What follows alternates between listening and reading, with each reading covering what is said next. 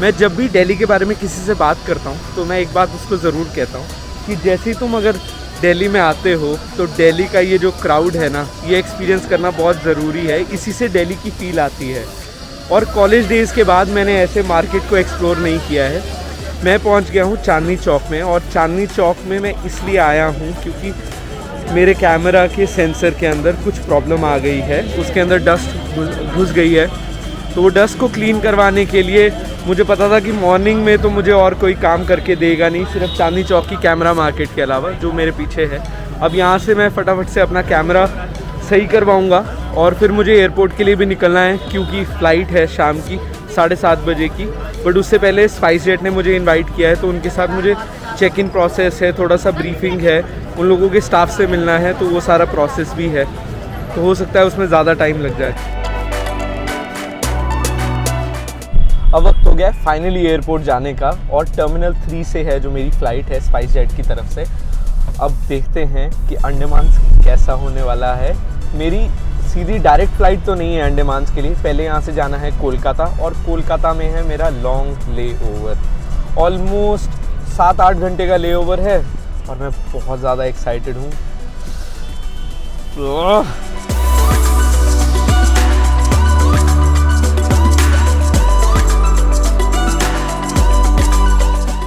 पहुँच गया हूँ एयरपोर्ट। मैंने वेब चेक इन ऑलरेडी कर लिया है, बट मुझे मेरा बैगेज जो है वो देना है उनको, और उसके बाद सीधा चलेंगे सिक्योरिटी क्लियरेंस और फिर फ्लाई करेंगे कोलकाता। मैं आपको एक और चीज़ बताना चाहता हूँ, मैं स्पाइस जेट के साथ फ्लाई कर रहा हूँ, और स्पाइस जेट का एक स्पेसिफिक क्लास होता है जिसको बोलते हैं स्पाइस जेट मैक्स। तो दिल्ली टू कोलकाता मैं स्पाइस जेट मैक्स में फ़्लाई कर रहा हूँ। उसके अंदर मुझे दे रहे हैं वो इन फ्लाइट खाना, जो कि जहाँ तक मुझे पता है कि प्लेटर होने वाला है, तो मैं एक्साइटेड हूँ।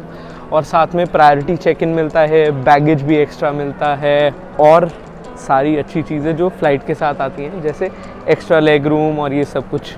तो मैं उस चीज़ को भी एक्सपीरियंस करने के लिए काफ़ी ज़्यादा एक्साइटेड हूँ आज। मैंने लैंड कर लिया है कोलकाता में। फ़्लाइट हमारी थोड़ी सी डिले थी क्योंकि पीछे से कोई एक कनेक्टिंग फ़्लाइट आ रही थी जिसके अंदर लोग थे, उन लोगों को लेना था हमने इस फ़्लाइट में।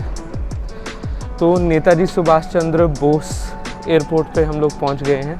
लाउंज में तो एंट्री हम लोगों ने कर दी है, पर मुझे बाहर इन्फॉर्म किया है कि लाउंज की जो टाइमिंग्स है वो 12 बजे तक ही है, तो हमें चेकआउट करना पड़ेगा लाउंज से, और ये फिर सुबह 4 AM खुलेगा, तो हम वापस से तब तक फिर आ सकते हैं। तो यहीं पर ही फिर मैं बाहर बेंच पे ही आराम कर लूँगा।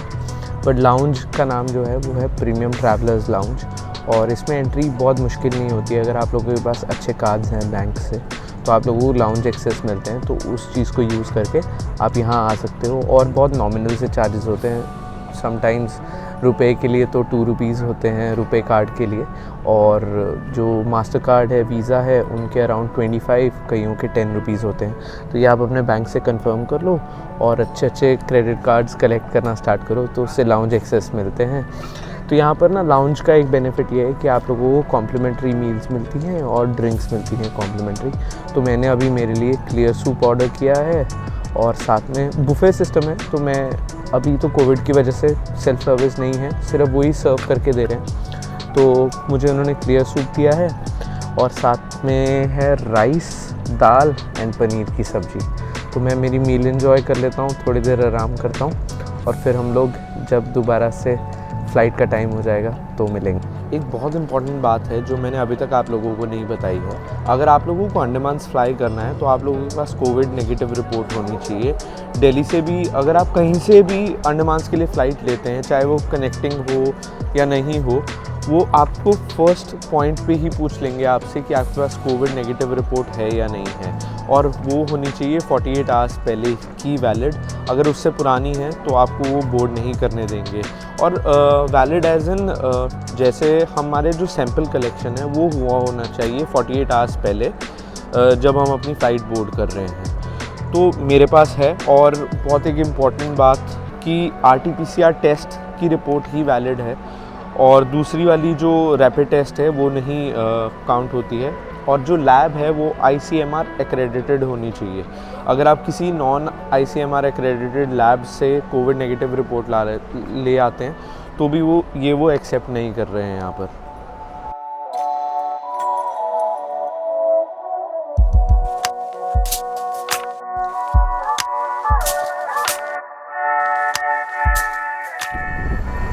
एयरपोर्ट में पहुंच गया था सुबह 9 बजे, बट दिक्कत ये हुई कि अंदर कोविड टेस्ट रिपोर्ट को वो लोग ऑनलाइन वेरीफाई करते हैं, तो उसके लिए बहुत लंबी लाइन थी, तो उसमें 1 घंटा लग गया ऑलमोस्ट। अब एयरपोर्ट से बाहर निकला हूँ, तो एयरपोर्ट से बाहर निकल के सीधा ही होटल जा रहा हूँ। होटल का नाम है TSG ग्रैंड। ये मैंने कल रात को ही बुक कर लिया था, क्योंकि मैं नहीं चाहता था कि मैं फर्स्ट दिन पे आकर होटल हंटिंग करूँ। तो मैंने बाहर आया, ऑटो लिया, और ऑटो वालों ने जो किराया मुझसे लिया है वो लिया है 100 रुपीज़, और वो होटल पहुंचा के देंगे मुझे यहाँ से।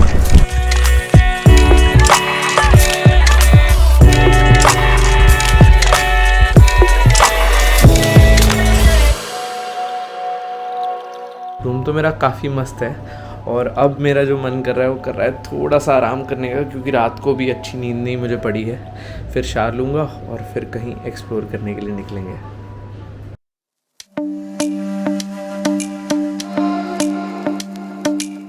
अंडमान से एक्सप्लोर करने के लिए मैं हो गया हूँ रेडी, पर उससे पहले भूख बहुत ज़्यादा ज़ोर से लग रही है। तो जो होटल है मैं उसी के ही रेस्टोरेंट से लंच करके निकल रहा हूँ।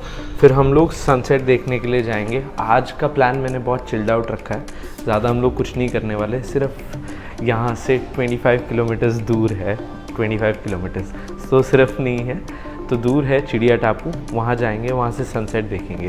पर अभी का जो प्लान है लंच, उसके बाद एक्टिवा हायर करेंगे या कोई भी और 2 व्हीलर और जाएंगे चिड़िया टापू।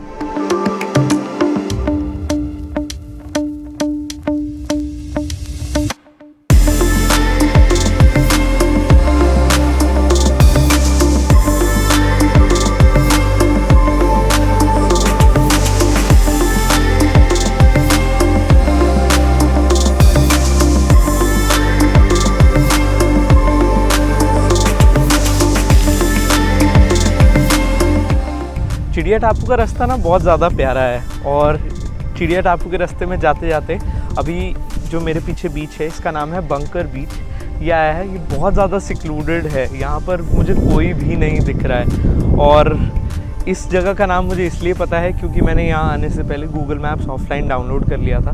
तो जब मैं नेविगेट कर रहा हूँ तो जो जो बीच में आ रही हैं जगहें उसके नाम मुझे पता चल रहे हैं। तो ये भी एक टिप है आप लोगों के लिए, अगर आप लोग अंडमान आ रहे हो तो अंडमान के जो ऑफलाइन मैप्स हैं वो गूगल से डाउनलोड कर लीजिए, ताकि आप लोगों के पास वो हमेशा रहे हैंडी, क्योंकि यहाँ पर सिग्नल कभी आता है कभी जाता है। और यहाँ पर 2 मेजर जो कैरियर हैं वो वर्क करते हैं, एक BSNL और एक एयरटेल, उसके अलावा और कोई काम नहीं करता है यहाँ। जो हमारा नेक्स्ट बीच आया है रास्ते में उसका नाम है बुरमा नरला बीच, और ये पिछले वाले से भी ज़्यादा सुंदर लग रहा है मुझे। तो मुझे ऐसा लग रहा है हम जैसे जैसे चिड़िया टापू के पास पहुंचते जाएंगे वैसे वैसे बीचेस और ज़्यादा सुंदर होते जाएंगे। तो ये भी और सिक्लूडेड बीच है।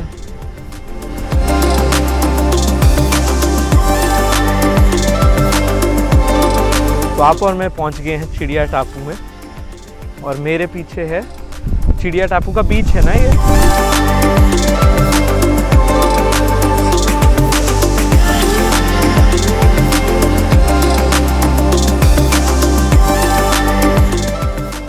अंडमान का मेरा पहला coconut water finally.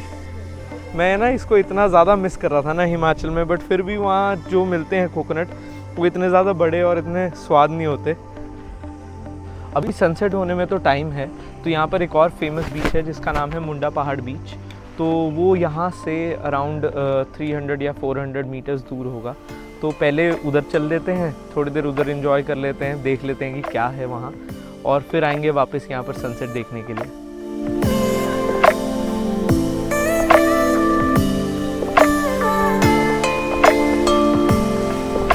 I think this is the most appropriate name of any beach I've heard so far. यहाँ पर पहुँचने के लिए लिटरली हम लोगों को एक पहाड़ चढ़कर आना पड़ा। मैंने तो चढ़ा नहीं है, मैंने एक्टिवा से ही आया हूँ उस रोड में, बट बीच में बहुत बड़ा पहाड़ आता है।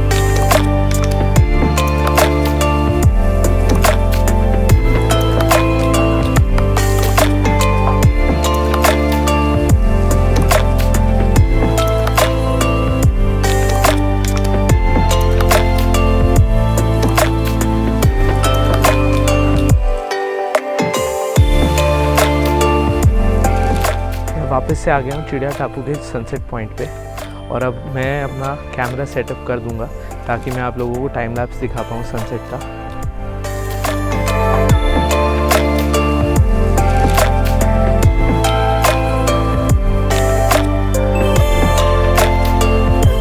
यार कितना अमेजिंग सनसेट था यार ये। अब वापस होटल चलते हैं और फिर देखते हैं क्या करना है रात का। मैं चिड़िया टापू पे कुछ आईटी वाले बंदों से मिला था जो कि फ्रीलांसर्स हैं, तो उन लोगों से बात करते करते दोस्ती होगी। उन्हीं लोगों के साथ अभी यहाँ पर डिनर करने आया हूँ।